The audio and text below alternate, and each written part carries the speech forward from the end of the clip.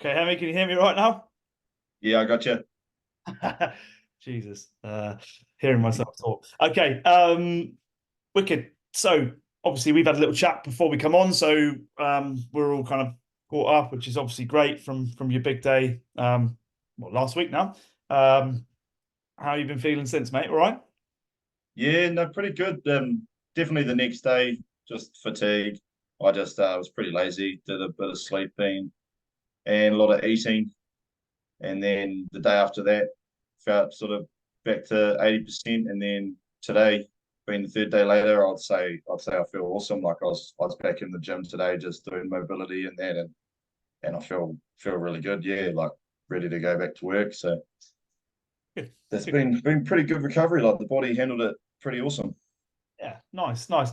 Um, so like obviously not everybody knows, and this may end up, on a platform that not everyone knows loads about shearing. So maybe we would just will assume that not everybody knows exactly what happened on Friday. So give us a little insight into just briefly kind of like what we did on Friday, and then we'll sort of probably go into sort of have a little chat about how you got into shearing as well alongside that.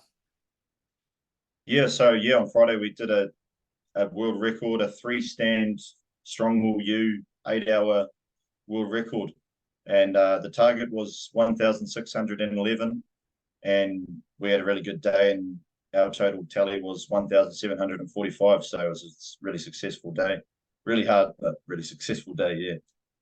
Brilliant, mate. Brilliant. So obviously you've done that. How did you get there, mate? How did this kind of like journey start for you as a young lad? At any point did you think, oh, I know at what point did you feel like you want to do a record, but like how did you get to that point? Probably is what I want to know. Yeah. So I've been sharing since I was 18, so fairly young. Um, being competitive the whole time, like wanting to compete at a high level. Always competed at the competitions right through my whole life. Um, done fairly well in the recent years at the top level. And record sharing's always been a massive goal of mine. Like I've always just fancied the idea of competition sharing is one thing. It's a whole different aspect to the sport. It's finer tuned. It's a shorter period. It's yeah more exact with your precision and quality. Record sharing is like the limits of what the body can do. Pretty much what the limits of what the body can do. Yeah, that's always it's always interested and excited me. And I've always sort of backed myself as an endurance athlete, I suppose. And all sorts of things. Yeah, so I've always been interested in that form of the sport. And so yeah, 2018, I was really serious about having to go at one of these, and since then I've just been like plotting, trying to get one going, and then it took till 14 months ago I approached Rod Sutton, who is like a world-renowned record sharer. He's done multiple world records, like widely regarded as one of the best to ever do it when it comes to record sharing. Um, and he's now a sharing contractor business owner. So yeah, I approached him and just asked him like, "What do you reckon about? Do you think we could get one of these going? Do you have some like-minded people working for you?" And he was just 100%. He was like, "Yeah, for sure, we can do this. Come up and let's see how we go." So I went up and started working for him last year, and I met these two fellas, Flynn Harvey and Ray Kinsman. First time I'd actually met them, but like I knew like these boys had the apple for it after working for them. So we hatched a plan from there, and then yeah, the rest is history. It was a solid year of planning, working with the sheep owner, working with Rod and each other, and getting everything spot on, and then yeah, we made it happen. Right, you did, you did. So I mean, show sharing again, you know loads more about this than I do, so I'm going to let you talk about it. But from what I've seen, if somebody is really good at shearing clean, and they're used to doing that, you think that helps when it comes to record preparation as well? And I mean, I'm sure there's pros and cons, but do you feel like that helped you a little bit? Because obviously, I said to you before we came on air, like I'd seen your name a lot, like when it came around on sort of show sharing. So do you think that was useful to you? Yeah, for sure.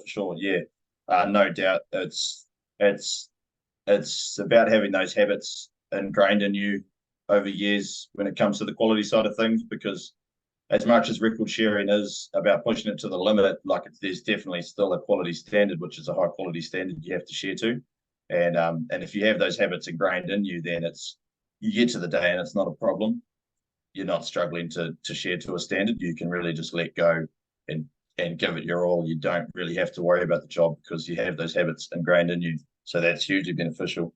And even just sharing under pressure, like when you get to some of these big finals and you're sharing in front of like a lot of people and there's a lot of pressure and a lot of noise in that helps prepare you for the day for record sharing as well, because you're under pressure the whole day. So it's just good. Yeah, definitely being used to that pressure is a huge benefit. Mm. Mm. Talking about that pressure then, and sort of being under it all day, give us a sort of a bit of a bit of an insight into emotionally or psychologically, if you like, how that felt, through run 1, 2, 3, and 4, in between it, before them, whatever. Just give us a little insight into how you felt on the day, mate. Yeah, yeah. So nervous, as I think most people would be going into it. I was nervous, but I was already I was already happy with whatever the outcome was going to be, because I knew I'd put in everything I could leading up to it. I knew I'd done the work in the gym, I'd done the hard yards in the shed, I'd done the prep with the nutrition and recovery and everything. I knew I'd given everything planning, so I was like, whatever happens today, I'm happy with, because I haven't skipped any part of this process. Yeah, so I felt pretty nervous but calm as well, like going into it that morning.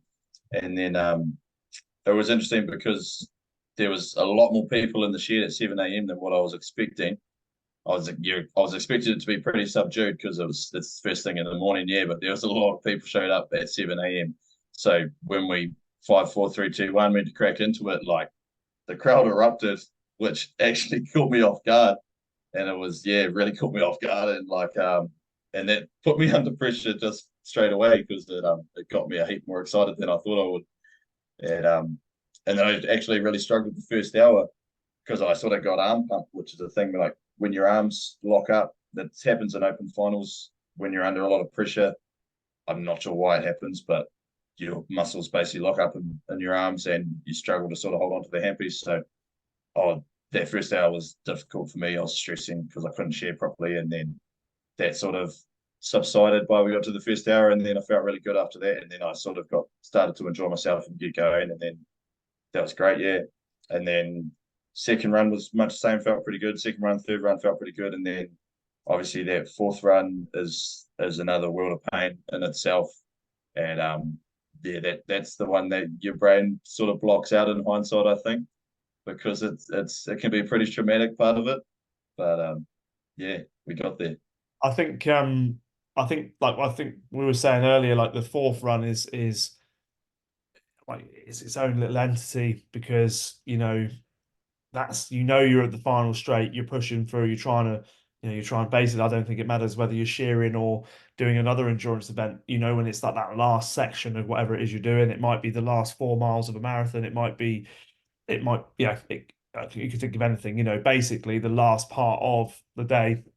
And I think you'll always find something there, but it might not be as much as you want. But you'll always find something, and you'll dig in and you'll go to a different place. And I think that's where beyond the day itself, that's where the carry through into your life is, isn't it? Because you kind of like you've been in that hole, you know what it's like to kind of keep pushing and climb through it and get out. So the one thing that struck me there, mate, with what you were saying was like, I heard a saying once. It was like, you don't rise to the occasion, you fall back on the level of your preparation. And I think like, obviously like the occasion is always amazing. Like I've been at a few records here in the UK, you know, where like, the shed's crowded and it's amazing, and the atmosphere is brilliant. I think like, you mentioned the atmosphere there. I think you can definitely draw something from that too. Because that's definitely helpful, isn't it? Yeah, no, definitely, yeah, yeah, yeah. No, it was something else, all right, yeah. That yeah, that last run is interesting, like you're saying, because you definitely hit some major lows in that run, and then for some reason that last 15 minutes, I don't know where it comes from, but there was like nearly my fastest 15 minutes of the day somehow. Like, yeah, I was like, where was this? Like, asking my body, I was like, where was this? Like an hour ago. Yeah. But it's amazing how your brain does that. Yeah. Yeah, I think again when I look at things, because I look at it, it's probably slightly differently to some, only because I don't know loads about one area of it, but I know a little bit about the other. And I think for me, like when I'm watching it and I see numbers pop up consistently, like you don't get to the end of an endurance day like that without a method, going into it like that basically enables you to do that. So the fact that you followed the strength and conditioning plan that we'd worked on, so well, and we'd actually tried a few different things, because you had a good setup at home. We were able to do a few different things, which was really cool. We'd obviously had a little chat about how we warm up for each run, and we followed the nutrition plan through, and you identified that worked. So I think like the fact that you got to the end of the day feeling you could, or doing, not feeling but doing, that was probably a testament to all of that, really. So let's touch a little bit on that then. So in terms of your strength and conditioning program, you made contact with me early June. We got started. Tell me a little bit about, or perhaps if you want to share a little insight into kind of how that kind of felt for you physically and mentally as well. Yeah. So getting in touch with you was a no-brainer. Like there was no question that you were the man for it, and you had the plans and the knowledge for to get me right on record day, and then so I had full trust in the process right from day one, like just with your track record. And yeah, like I do have, like I've basically got a full gym at my house, so I was pretty lucky to have all the equipment right there. So we were into major strength work right from day one, just about. And it sort of felt like I was training to be a powerlifter at some stages, but I was happy with it the whole time. I was like, yeah, this is great. This is what I need. This is building a great strength base. And because you're so far out, I wasn't thinking, oh no, like this is not sharing training. I was fully bought into the to building that base strength. And then yeah, it just transitioned so well going from that, and then building into conditioning sessions and cardio sessions and harder sessions like that. And then I think it really, really peaked. I think we peaked really well. I peaked really well right up to record day. Like I was actually did a lot harder work 2 weeks out than what I was expecting. Like in my head, I was thinking, oh, we're going to be dialing off 2 weeks out, but we actually had some really hard out conditioning sessions. And I fully bought into. I was still putting 110% effort in. Like I was still spending myself quite hard, both in the shed and in the gym up to then, but taking care of recovery as well. And then yeah, right up to the week of, before we really dialed it back and chilled for that week. And I just felt awesome. I just couldn't believe how my body responded on the day. Yeah, I was scared beforehand, of like cramp and other issues I was going to have with my back and all sorts. But like I said, I just trusted the process. Knew I'd done all the work I could possibly do. So this is where I was, and the whole day I was just amazed. Like every break time, I was coming in talking to my physio, and I was just saying, wow, I can't believe how good I feel. I thought I was going to be crawling in here like begging for you to fix me up to get me back out on the board again. That's what I thought might be happening. But yeah, I was coming in and I was feeling great pretty much the whole day. And I think like obviously yes, the base there, but like what you're doing in the build up, like those few days before the record, the 7 days before, where we've deliberately peaked, at that point, 7 to 10 days before the record. Then we look to try and nudge things down a little bit so that we can be fresher, and then we do little, obviously the nutrition side of things within the run. The hydration side of things, you'd obviously practiced and, made sure you were happy with the hydration products that you were going to use. So I think that's something that we always want to make sure people are really clear on, is like you don't try anything new on record day or tally day or whatever it may be, or competition day. You practice these things. So yeah, for you, like the nutrition side of things, do you want to sort of give some insights into kind of a few of the things that you found useful? Yeah. So I definitely I trialed every product that I had and everything I was going to eat well before the day. So I'll probably a month before the day I started doing trial runs. So doing sprint days, sprint half days, and trialing these products, trialing the hydration plans and that. in the shed in different places to make sure that I like that my body was not gonna not enjoy anything. Yeah. So I was really happy with all the, just the different brands that are out there. Like you can pick anything, but as long as, I was happy with everything that I've tried, which just gives you confidence going into the day because that's not an issue. You don't even think for a second that you're going to have an issue with anything because you've tried it all before. And some of the brands I used was Moreton. I mentioned to you, like I was in love with that, like that carb drink. I reckon that's awesome, and even the energy bars I thought were awesome. Those Cliff bars, I was eating some of them too, and I thought they were pretty good. And nutrition, yeah, I used a lot of your ideas. That kumara mash is a great one, eh? Like it's just real easy to get down at Yeah. lunchtime. Kumara mash and a bit of chicken, like pretty basic, but yeah, keep it basic, like because basic is easier. Yeah, and 100%.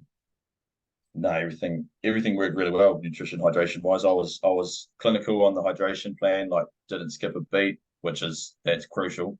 Mm. Um, yeah, right to the last run, I probably before I started like asking for extra caffeine or just extra help. Yeah, Anything you but can get at that point, isn't it? Yeah, let's go. yeah, Fill me up. Did you I didn't ask you earlier, but did you weigh yourself at all during the day? yeah. So I was keen on doing that as well Yeah. for to see the difference. And so I started the day 79.5 kilos and I finished the day 78.5. So it was 1 kilo lost, which I was pretty happy with. Yeah.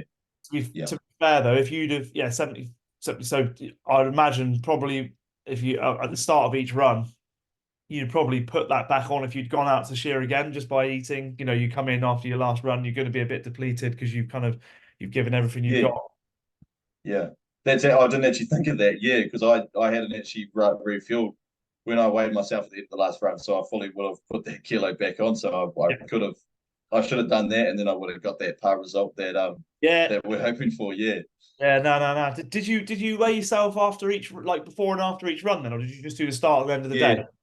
yeah. So I didn't do that. I didn't do the afternoon break. I didn't like. I was just she was just a bit hectic that break. Yeah, But yeah, the morning breaks. I was trying to get back to that start weight every time, yeah, which I basically was to within 100 grams or so, a couple hundred grams. yeah. Yeah, just you're just taking on a bunch of fluid and I ate as much as I could. Like I was positive that I had an amount of food that I wanted to get down each break, and I was like, I'm eating this no matter what sort of thing. So I'd like made sure I forced all that down. Yeah. Mm. Yeah, good, good. Obviously, we've talked, around kind of breaking the day down into like little segments around everything that we do. You used a little sequence that I put together, which we call the priming sequence, didn't you? How did you told me you felt it was good. So do you want to just talk a little bit about that? Yeah. So I saw it on paper and I was like, oh yeah, this looks cool. And then did it the first run, and yeah, it just gets you amped. Like priming is a good word for it because it really gets you primed. Like you go from being ready to doing that, and then being like aggressive attack mode. Like it really gets the body going. Yeah. Um, and then every break after that. So yeah, end of right to the afternoon smoko break, and you're feeling pretty buggered by then, and I was almost thinking skipping that priming routine, but I still did it. And then, yeah, straight away, it just fires you up. Like it almost raises a bit of fatigue because it gets that body going again. And I just did that and walked straight onto the board. And I just felt awesome. It just makes you feel awesome. Yeah, that's a great idea. I It think was, I think one of the things that I've learned, having watched people doing these things, is like you can be on that stand a little bit too early. So if you can get yourself so that you come out of a situation where you get the heart rate up, you warm up a little bit, you walk onto the stand.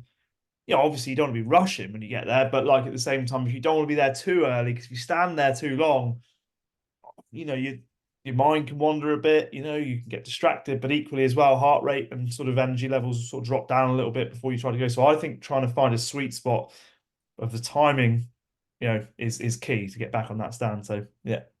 yeah, No, yeah, definitely. Like we were clinical with our timing for the breaks, like down to the minute of like the plan for everything down to the breaks, right to when we did that priming routine. to when I walk on the stand. So I'll do the primary routine and then walk onto the stand with 3 minutes to go. Mm. And then those 3 minutes, they actually went by really quickly because you walk out, you're doing big breaths the whole time, like you're feeling pumped, and then you have a quick talk to your team, and like everyone's pumped, and then she's go time like that, and that amount of time was perfect. So yeah, we didn't spend too long on the board. Good. I like that. So, Yeah, yeah. Anything else? Like obviously around the day itself, your team. Yeah, I appreciate you probably want to sort of thank those guys and ladies as well for all their and there's probably so many that it's probably hard to mention to individuals, but us on those days they're just phenomenal, aren't they? I just love the community in the sense. I don't know about you. Yeah. I mean, you've been to a lot of other records as well, I'm sure, and been part of teams. Which actually I think is really important too, don't you? As somebody who wants to go and do a record, I think you should definitely be part of teams that are doing it, not only for your own benefit, but equally to give something back, right, to those people who help out all the time. yeah, no, definitely, yeah, definitely. You feel great. It feels like I've been helped at records before, and that's a great feeling in itself. Just being in that support crew, like it feels pretty cool. Just being able to help someone perform at that level, yeah. And then yeah, my team on the day was phenomenal. Like I reckon I could have picked a better bunch of guys to have sort of in my corner. It was pretty awesome, and and yeah, clearly how crucial they are to get the most out of you. And like everyone has a role in that pair, and everyone's doing that role as good as they can, and it's pretty special, all right.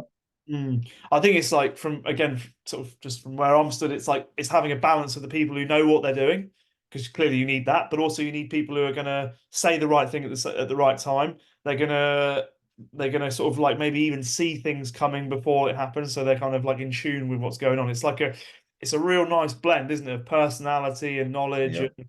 and sort of emotional intelligence, I think. Yeah, it is. It is definitely, yeah. Like when I was sort of picking out the team, and then so go with a few like of close old friends, definitely because they sort of know how to bring out the best in you. But then definitely having guys that are experienced in the record arena, because they just know, like they know the finer points, and they, like you said, they can see things happening before they do. They can see something going wrong with you before you can even. So you need those experienced guys as well, and like yeah, just having that balance is crucial. Yeah, cool. Anything else you want to talk about, Hemi? Like in terms of, I appreciate, you Yeah, probably. that's nah, just it was just such a great day, really. Yeah, like the atmosphere in that shed was phenomenal, phenomenal all day. I couldn't believe it, the amount of support that we got. Like I've been to a few records, and not trying to blow this record up, but this one just felt maybe just because I was sharing this one, Yeah, but yeah. yeah, it felt special with the amount of support we had for sure. Yeah, it might have been just the shed, like a smaller shed, and it got so packed out, but it Mm. definitely felt phenomenal. Yeah. Hey, and listen, like obviously when you do something like this, obviously yes, you you achieve your target of breaking the record, but I feel like there's a lot more that's gained from it. What like moving forwards with your life, like Oh, what do you think a day like that, a journey like that, a process like that is going to do for you and maybe and the people around you, your family? Because like, what do you think it kind of what are the sort of Oh yeah, it's massive, isn't it? Yeah. Like so the experience itself is actually incredibly humbling because the whole build up feels so selfish a lot of the time because you're doing work on yourself. Like for me, like it can feel selfish because like your family's missing out on time with you and all these other things. So it is quite a challenge. But then on the day, just everyone that's come to help you is an incredibly humbling experience. And then also the respect you have for everyone who's ever been through that, anyone who's ever attempted a record is incredible because yeah, you don't really know how hard it is until you've done it. That's for sure. Like you can imagine and you can tell yourself, but yeah, no, the respect you have for everyone who's ever done that is crazy. And then even like I sort of told myself the whole way, like it wouldn't matter even if we didn't get this record. Not that I was setting myself up for failure, but just taking the positives out of the whole journey anyway. I was sort of telling myself like, oh, I'm in the best shape of my life. Like this is, that's given me a reason for that. You know, it's given my children like, good work ethic role models. Like they can see, all this hard work in that and what you can achieve and things like that. So yeah, there's heaps of benefits like that. And then even just going forward, just seeing what you are capable of yourself and opening up other goals for you that you might not have thought about before. But when you see what you can achieve, it broadens your horizons even more. Yeah. I often think like a day like that is if like you imagine like your Tupperware box with your lunch in it. Yeah. And like in order for you to get out and see the table, like so you're the bit of chicken or beef in the Tupperware box, like you have a day which is the fork, and the fork just basically lifts you up and you can just see the whole table then. You just kind of like that thing facilitates the next level of your journey. Like you kind of like you now like you look around, you're like, Jesus, like that was tough, but look what else, look what other benefits there are out around me here. Because I think there's just so much more to those days, like it's a tough one because you need to kind of like enjoy the day, but equally you've got to kind of, if you just take the day, unfortunately, like you've missed the point, because the point is that there's just so many, like you say, your kids watching you through the journey. Like I think it's just incredible, man. I love it when people put themselves on the line, and in all sports, it's just great to watch. And I think the respect for that, and like you say, respect is what it's all about, isn't it? Those other people who've been there, maybe even the people who first set them, people who were like, wow, like those people, like, if that person was the first person to set that record, actually put themselves on the line, and so that we could then go and have something to work towards and have all this positive effect on everybody else. Amazing. Yeah, for sure. Yeah, absolutely. Yeah, you hit the nail on the head there.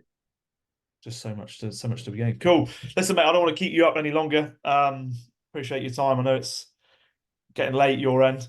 We're just starting our day here in the UK, but yeah, listen, really appreciate your time, mate. Thank you for, yeah, personally, thank you for being very coachable. I think like a lot of the things I asked you to do, a little bit outside the box. Maybe from potentially what you'd envisaged, but I appreciate the fact you've bought into it all the way through. You trusted the process, and yeah, there we go.